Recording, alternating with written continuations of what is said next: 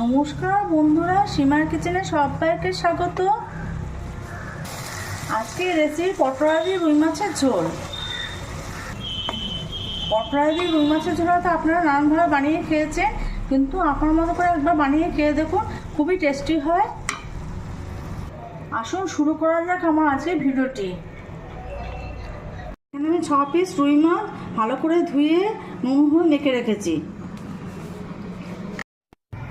কড়াটা গরম হয়ে গেছে, আমি তেল দিচ্ছি।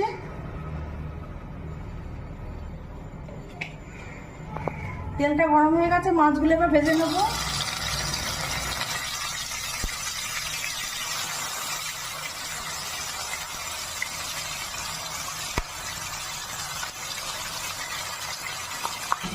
মাছটা ভাজতে ভাজতে এই ফাঁকে আমি একটু মশলা করে নিচ্ছি।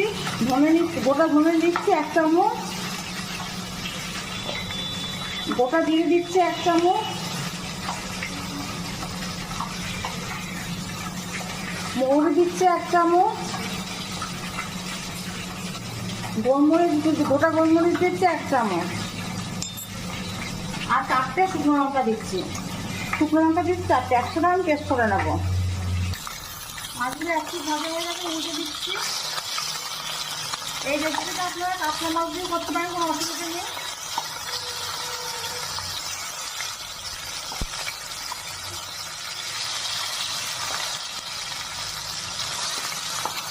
মাছগুলো ভাজা হয়ে গেছে, বা তুলে নিচ্ছি। 2 পিঠে ভাজা হয়ে গেছে।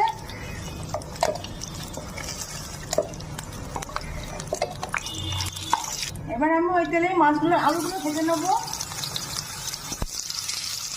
এখন লম্বা করে কেটেছি আলুগুলো। লবণ দিচ্ছি আর একটু হলুদ দিচ্ছি অল্প, দিয়ে আমি আলুটা ভেজে নেবো।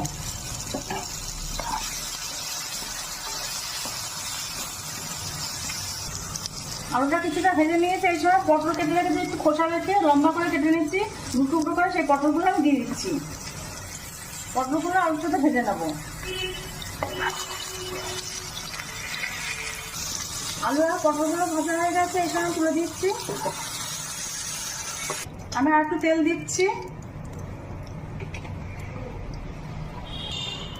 তেলটা গরম হয়ে গেছে, প্রথমে আমি রসুন কুচি করে রেখেছি, এটা দিয়ে দিচ্ছি। এই সময় পেঁয়াজ, আদা আর কাঁচা লঙ্কা বেটে রেখেছি, সেটা আমি দিয়ে দিচ্ছি।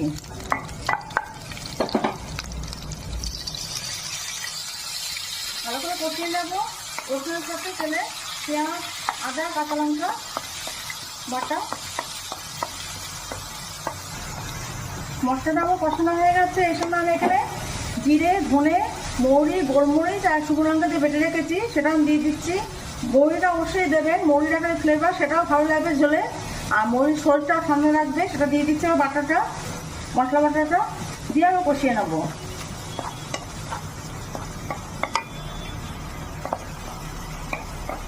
মশলাটা আমি কষিয়ে নিয়েছি, দেখুন তেল ছেড়ে গেছে। এই সময় আমি হলুদের গুঁড়ো দিচ্ছি 1 চামচ,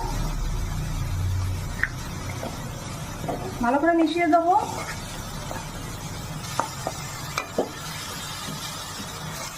মশলা আমি কষানো হয়ে গেছে। এবার টমেটো বেটে রেখেছি, পেস্ট করে রেখেছি, সেটা আমি দিয়ে দিচ্ছি। একটা গোটা টমেটো।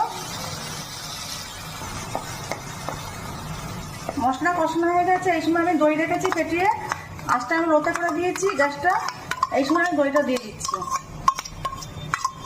টক দিয়ে দিলাম 2 চামচ মতো। দইটা আঁচটা লোতে করে দিয়েছি, হয়তো ফেটে যাওয়ার সম্ভাবনা থাকে। মশলাটা আমি কষিয়ে নিয়েছি। এই সময় আমি একটু চিনি দিচ্ছি। টক দই, টমেটো দিয়েছি, তো ব্যালেন্স করার জন্য একটু চিনি দিচ্ছি। মিষ্টি হবে না, কিন্তু ভালো লাগবে খেতে ঝোলটা। ভালো করে নেড়ে দেবো, কষিয়ে নেবো মশলার সাথে চিনিটা। লবণ দিচ্ছি পরিমাণ মতো। এখানে আমি পটলটা আলুটা ভেজে রেখেছি, সেটা দিয়ে দিচ্ছি। দিয়ে মশলার সাথে কষিয়ে নেবো সবজিগুলো।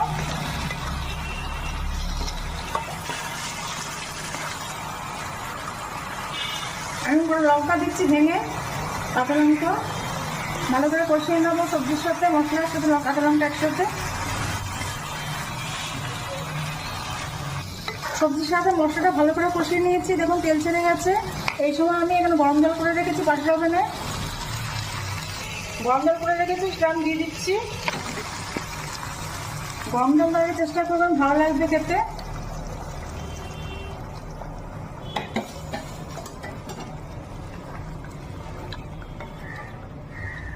আমি ঢেকে দিচ্ছি 2 মিনিটের জন্য। 2 মিনিটের জন্য আমি ঢেকে দিচ্ছি। আমি 2 মিনিট বাদে ঢাকনা তুলে নিচ্ছি। দেখুন ঝোলটা ফুটে গেছে। আমি যেহেতু ঝোল করবো যেন জলটা একটু বেশিই দিয়েছি। আমি মাছগুলো ভেজে রেখেছি, সেগুলো দিয়ে দিচ্ছি এবার।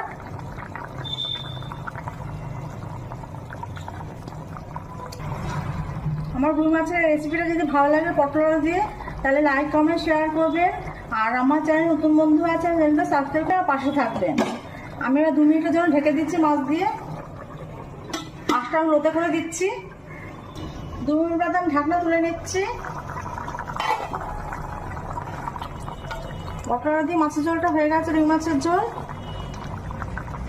এই সময় যদি গরম মশলা দিলে দিতে পারেন, আপনারা দিতে পারেন, না দিতে পারেন। আমি 1 চামচ মতো দিচ্ছি গরম মশলা গুঁড়ো। না দিলেও কোনো অসুবিধা নেই, না দিলেও ঝোলটা খেতে ভালো লাগবে।